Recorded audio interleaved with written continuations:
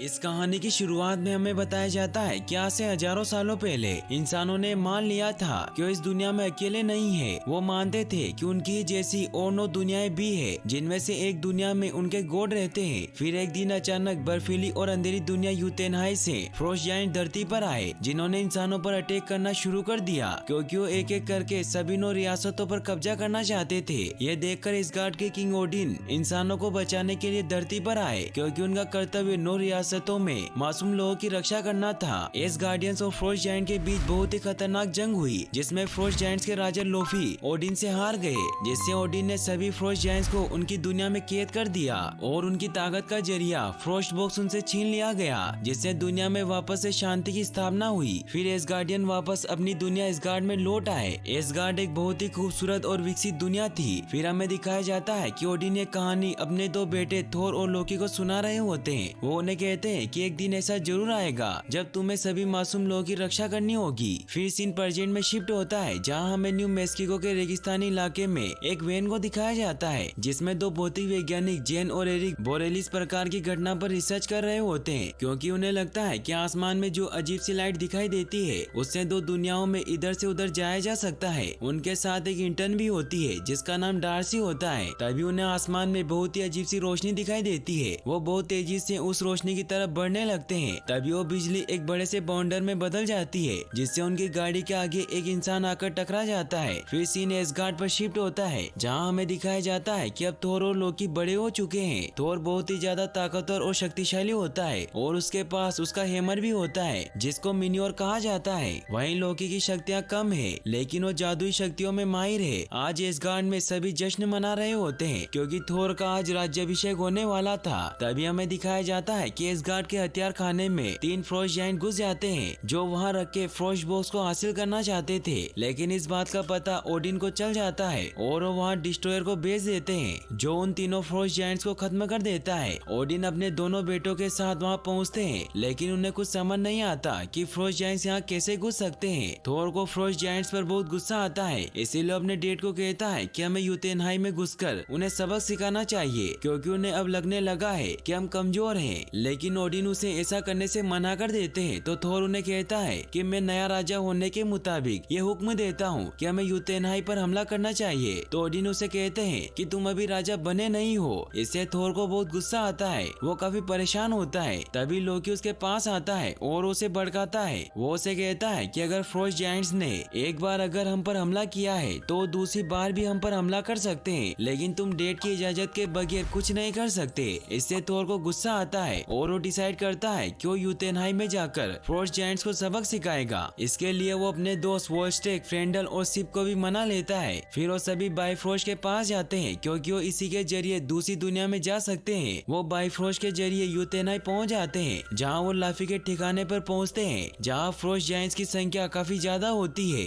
इसीलिए थोर के सभी दोस्त कहते हैं कि हमें यहाँ से चलना चाहिए। थोर भी उनकी बात मानकर वहाँ से जाने लगता है, लेकिन तभी फ्रोस्ट जायंट्स थोर को कहते हैं कि तुम कायर राजकुमार हो, इसलिए तुम यहाँ से भाग जाओ। थोर को इससे काफी गुस्सा आ जाता है और वो सभी फ्रोस्ट जायंट्स से लड़ने लग जाता है। थोर के दोस्त भी सभी से लड़ने लगते हैं, लेकिन फ्रोस्ट जायंट्स की संख्या काफी ज्यादा होती है, जिससे फेंडल जख्मी हो जाता है। यह देखकर थोर के सभी दोस्त उसे यहाँ से चलने को कहते हैं, लेकिन थोर जाने से मना कर देता है, तो अकेले ही वहाँ से जाने लगते हैं। यह देखकर लाफी अपना एक मॉन्स्टर उनके पीछे भेज देता है। वो मॉन्स्टर थोर के सभी दोस्तों को मारने लगता है, लेकिन तभी थोर उन्हें बचाने के लिए पहुंच जाता है और उस मॉन्स्टर पर अटैक करके उसे मार देता है। लेकिन तभी सारे फ्रोस्ट जायंट्स उन्हें घेर लेते हैं और उन्हें मारने के लिए आने लगते हैं। तभी वहाँ ओडिन पहुंच जाते हैं। वो लाफी को कहते हैं कि सब खत्म करो, लेकिन लाफी ओडिन को कहता है कि आपके बेटे ने शुरू किया और उसे जंग या मौत चाहिए। यह कहकर वो ओडिन पर अटैक करने लगता है, लेकिन तभी ओडिन थोर और बाकी सभी को बचाकर वहाँ से निकल जाते हैं। फेंडल को इलाज के लिए लेकर जाया जाता है। ओडिन थोर पर बहुत गुस्सा होते हैं, तो थोर उन्हें कहता है कि अगर आप कदम उठाने से घबराएंगे तो सभी 9 रियासतें हम पर हंसेगी, इसीलिए कीमत चाहे जो भी हो दुनिया को मालूम होना चाहिए कि एसगार्ड का नया राजा कायर नहीं है। तो ओडिन उसे कहते हैं कि तुम एक घमंडी और बेरहम लड़के हो। तो थोर अपने डेड की इंसल्ट करता है। वो उन्हें कहता है कि आप बूढ़े और बेवकूफ हैं। इससे ओडिन को बहुत बुरा लगता है और उन्हें एहसास होता है कि थोर राजा बनने के लायक नहीं है, इसीलिए वो थोर की सारी शक्तियाँ छीन लेते हैं और उसे अर्थ पर भेज देते हैं। फिर वो थोर के हथौड़े को धरती पर यह कहकर भेज आदेश देते हैं कि जो भी इस हथौड़े के लायक होगा वो ही इसे उठा पाएगा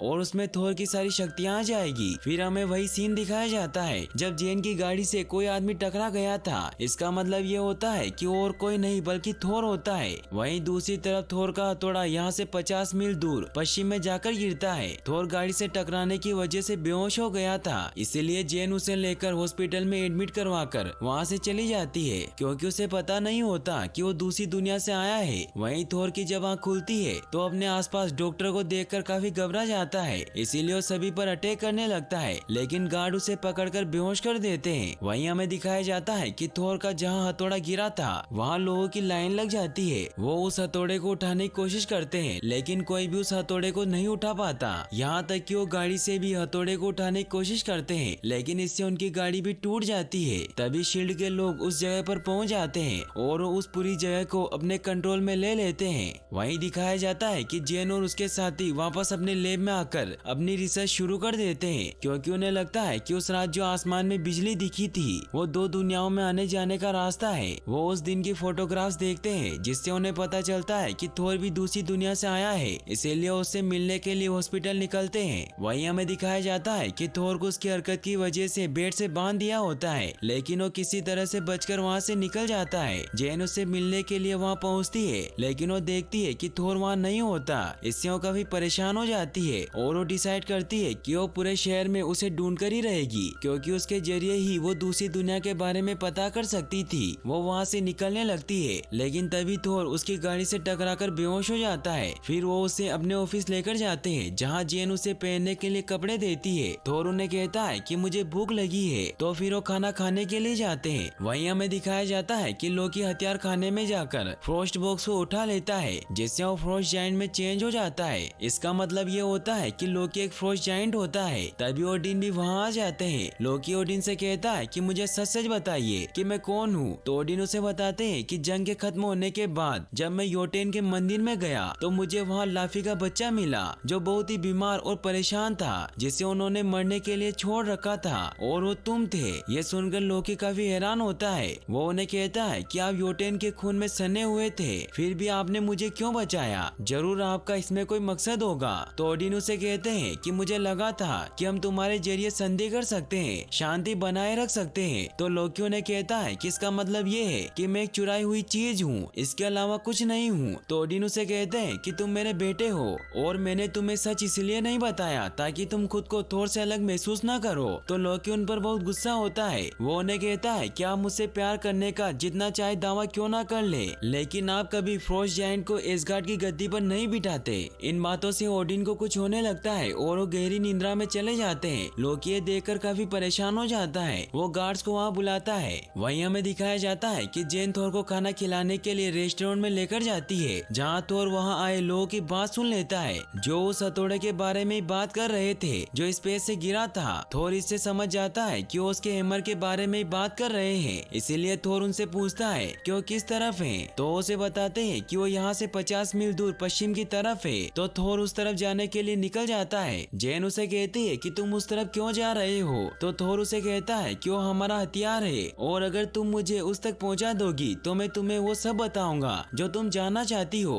तो जेन भी उसके साथ चलने के लिए तैयार हो जाती है, लेकिन तभी सेल्विक जेन को अपने पास बुलाते हैं और उसे कहते हैं कि तुम इसके साथ नहीं जा सकती, क्योंकि ये थोर और मेन्योर की बातें कर रहा है, जिनकी कहानियां मैंने अपने बचपन में सुनी थी। इससे तुम्हें खतरा हो सकता है। तो जेन उनकी बात मान लेती है। तो थोर उन्हें अलविदा कह के अकेले ही वहाँ जाने के लिए निकल जाता है। जेन जब अपनी लैब में पहुँचती है तो वो देखती है कि शील्ड के लोग उसकी सारी रिसर्च और सामान लेकर जा रहे हैं, क्योंकि उन्हें लगता है कि उस हैमर का उनके साथ कोई कनेक्शन है। जेन उन्हें रोकने की कोशिश करती है। वो उन्हें कहती है कि मैं इनकी मदद से कुछ कमाल की चीजों का पता लगाने की कोशिश कर रही हूँ, इसीलिए मैं इस घटना के बारे में जो कुछ भी जानती हूँ वो सभी इसी लैब में है। लेकिन शील्ड के लोग उसकी बात नहीं सुनते और उनका सारा सामान लेकर वहाँ से चले जाते हैं। इन सभी से वो तीनों काफी सैड हो जाते हैं। वहीं हमें दिखाया जाता है कि लोकी अब एसगार्ड का नया राजा बन गया होता है, क्योंकि ओडिन अब गहरी निंद्रा में चले गए थे। थोर के दोस्त उसके पास आते हैं और उसे कहते हैं कि थोर का देश निकाला वापस ले लिया जाए। तो लोकी ऐसा करने से मना कर देता है। सिप को उस पर बहुत गुस्सा आता है, लेकिन वो कुछ नहीं कर सकती थी, इसीलिए उन सभी को उनकी बात माननी पड़ती है। वहीं हमें दिखाया जाता है कि जेन अब डिसाइड करती है कि वो थोर को उस जगह पर ले जाएगी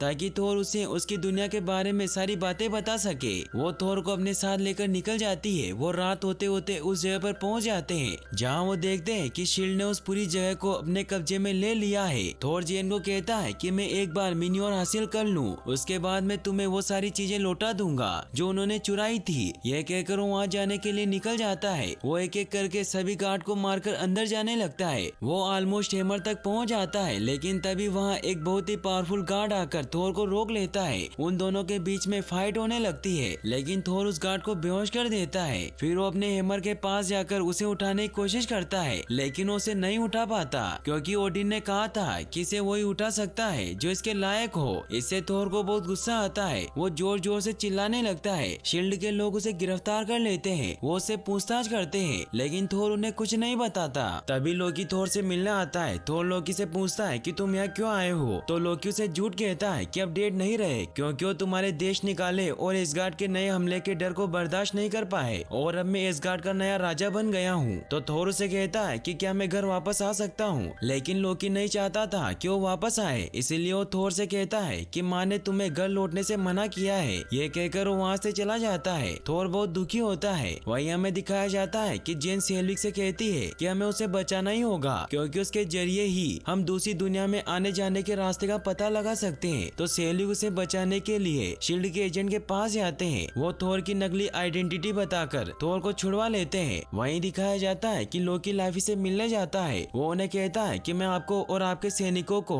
ओडिन के कक्ष तक पहुंचा सकता हूं, जहां जाकर आप ओडिन को मार सकते हैं और फिर मैं आपको वो फ्रोस्ट बॉक्स लौटा दूंगा। लाफी भी उसका प्रस्ताव स्वीकार कर लेता है। वहीं थोर और जेन बॉन्ड फायर के पास बैठे बातें कर रहे होते हैं क्योंकि जेन अब थोर को पसंद करने लगी थी। थोर उसे उसकी डायरी देता है जिसे उसने शील्ड से आते हुए चुरा ली थी क्योंकि उसमें जेन की सारी रिसर्च थी, जिससे जेन बहुत खुश होती है। वो दोनों साथ में वही सो जाते हैं। वहीं थोर के सभी दोस्त बहुत परेशान होते हैं क्योंकि उनका दोस्त उनके पास नहीं था और एसगार्ड अब जंग की कगार पर था। इसीलिए वो डिसाइड करते हैं कि वो थोर को ढूंढने के लिए अर्थ पर जाएंगे। वो अर्थ पर जाने के लिए हेमडाले के पास जाते हैं क्योंकि वही बाइफ्रोस्ट को कंट्रोल करता था। वो भी उनकी मदद करने के लिए तैयार हो जाता है क्योंकि उसे पता चल गया था कि लोकी के इरादे कुछ ठीक नहीं है। थोर के दोस्त अर्थ पर पहुंच जाते हैं। लोकी को भी इस बात का पता चल जाता है, इसीलिए वो डिस्ट्रॉयर को जागृत करता है और उसे कहता है कि किसी भी हाल में मेरा भाई वापस लौटना नहीं चाहिए। वहीं थोर अब जेन के साथ बहुत खुश रहने लगा था। तभी थोर के दोस्त वहाँ पहुँच जाते हैं। थोर उनसे मिलकर बहुत खुश होता है। ये सब देखकर जेन बहुत हैरान होती है। थोर उन्हें कहता है कि आपको यहाँ नहीं आना चाहिए था।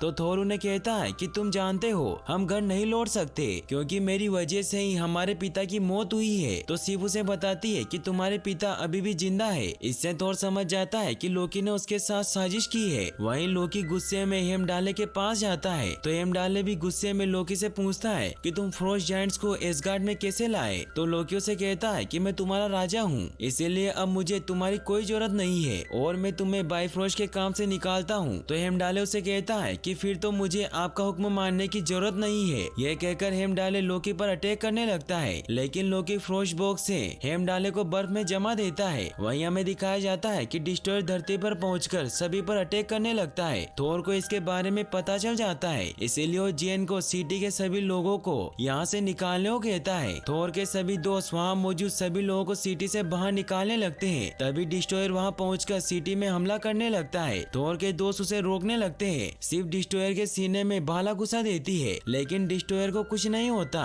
और वो शिप पर अटैक कर देता है। ये देखकर वो सभी वहाँ से भागने लगते हैं। डिस्ट्रॉयर अपनी पावर से उन सभी पर अटैक करने लगता है, जिससे वो सभी घायल हो जाते हैं। थोर डिस्ट्रॉयर की तरफ बढ़ने लगता है क्योंकि वो जानता था कि लोकी उसे देख रहा होगा। इसीलिए वो लोकी को कहता है कि हमें माफ कर दो, हमने तुम्हारे साथ आज तक जो भी गलत किया है उसकी सजा इन बेकसूर लोगों को मत दो, तुम चाहो तो हमें मार दो। तो लोकी थोर पर अटैक नहीं करता, लेकिन वो उसे एक जोरदार पंच मारता है जिससे थोर दूर जाकर गिरता है। वो बहुत इंजर्ड हो जाता है। जेन भागते हुए उसके पास आती है, लेकिन तभी थोर अपना दम तोड़ देता है। जेन इससे काफी दुखी हो जाती है। ओडिन भी निंद्रा में ये सब देख रहे होते हैं और अब उन्हें भी एहसास हो जाता है कि थोर अपनी शक्तियों के लायक बन चुका है। इसीलिए थोर का हथौड़ा उड़कर वापस थोर के पास आ जाता है, जिससे थोर की शक्तियाँ वापस उसके पास आ जाती है। सभी इससे काफी खुश होते हैं। डिस्ट्रॉयर उस पर अटैक करने लगता है, लेकिन थोर उसे बहुत मारता है और वो अपनी पावर से उसे खत्म कर देता है। अब जेन और सेल्विक को भी विश्वास हो जाता है कि थोर सच में बिजली का देवता है। थोर अपने दोस्तों को कहता है कि हमें बाइफ्रोस्ट की तरफ जाना होगा क्योंकि मुझे लोकी से बात करनी है। तभी वहाँ शील्ड के ऑफिसर आ जाते हैं। वो थोर से कहते हैं कि तुमने हमें सच नहीं बताया।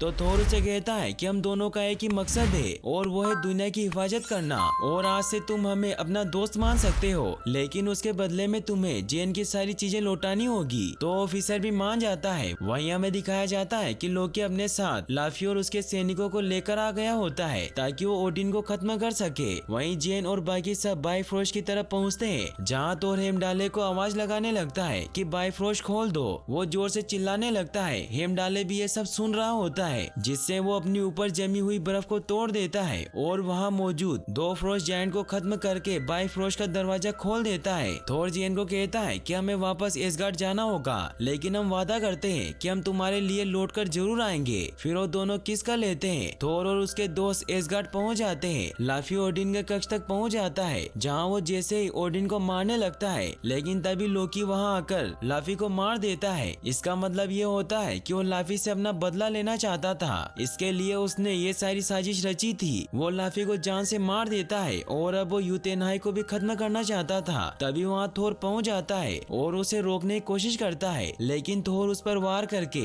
यूतेनहाई को खत्म करने के लिए निकल जाता है। वो बाइफ्रोस्ट से यूतेनहाई पर अटैक करने लगता है। थोर लोकी के पास पहुंचता है। लोकी थोर को कहता है कि तुम इसे रोक नहीं सकते, क्योंकि बाइफ्रोस्ट जब तक बढ़ता जाएगा तब तक यूतेनहाई बर्बाद न हो जाए। थोर उसे कहता है कि तुमने ऐसा क्यों किया। तो लोकी उसे बताता है कि मैं पिताजी को साबित करना चाहता हूँ कि मैं उनका लायक बेटा हूँ, और जब वो उठेंगे तब तक मैं उन सभी राक्षसों की नस्ल मिटा चुका होगा और मैं ही गद्दी का असली वारिस बनूंगा। तो थोर उसे कहता है कि तुम एक पूरी नस्ल को खत्म नहीं कर सकते। तो लोकी थोर पर अटैक करने लगता है। उन दोनों के बीच में फाइट स्टार्ट होती है। थोर लोकी को पकड़कर बाहर ले आता है, जहाँ लोकी अपने जादू के इल्यूजन क्रिएट करके थोर पर अटैक कर देता है। तो थोर अपनी पावर से उस पर अटैक करता है और अपना हैमर लोकी के सीने पर रख देता है, जिससे लोकी उठ नहीं पाता। लोकी थोर को कहता है कि तुम कुछ भी करके यूतेनहाई को नहीं बचा सकते। तो थोर अपना हैमर लेकर उस ब्रिज को ही तोड़ने लग जाता है, जिससे ओडिन की भी आंख खुल जाती है। ये देखकर लोकी थोर पर अटैक करने लगता है, लेकिन तभी वो पुल टूट जाता है और एक बहुत बड़ा धमाका होता है, जिससे वो पूरा बाइफ्रोस्ट बर्बाद हो जाता है। लोकी और थोर नीचे गिरने लगते हैं, लेकिन तभी ओडिन वहाँ आकर उन्हें बचा लेते हैं। लोकी ओडिन को कहता है कि मैं कर सकता था। तो ओडिन उसे कहते हैं कि तुम गलत कर रहे थे। तो लोकी अपना हाथ छोड़ देता है, जिससे उसकी नीचे गिरकर मौत हो जाती है। वहीं जेन थोर का इंतजार कर रही होती है, लेकिन थोर वापस नहीं लौटता। तो वो समझ जाती है कि वो चला गया है। वहीं दिखाया जाता है कि इस गार्ड में अब सब बहुत खुश होते हैं, लेकिन थोर थोड़ा उदास होता है क्योंकि वो जेन से किए हुए वादे को नहीं निभा पाया था कि वो लौटकर वापस जरूर आएगा। थोर अपने डेट के पास जाता है। ओडिन उसे कहते हैं कि तुम एक समझदार राजा बनोगे। तो थोर उन्हें कहता है कि आपसे अच्छा राजा और पिता कोई हो ही नहीं सकता, और मुझे अभी भी आपसे बहुत कुछ सीखना है, जिससे शायद किसी दिन आपको आपके इस बेटे पर नाज होगा। तो ओडिन उसे कहते हैं कि मुझे पहले से ही तुम पर नाज है। फिर हमें दिखाया जाता है कि जेन अब वापस अपने काम में लग जाती है और अभी भी वो थोर को ढूंढती रहती है। थोर भी ऊपर से उसे देख रहा होता है और ये मूवी यहीं पर एंड हो जाती है। और गाइस, अगर आप ऐसी और वीडियोस देखना चाहते हैं तो डिस्क्रिप्शन में दी गई लिंक पर क्लिक करके वॉच कर सकते हैं। और वीडियो को लाइक और चैनल को सब्सक्राइब करने के लिए आपका तहे दिल से शुक्रिया। Thanks for watching.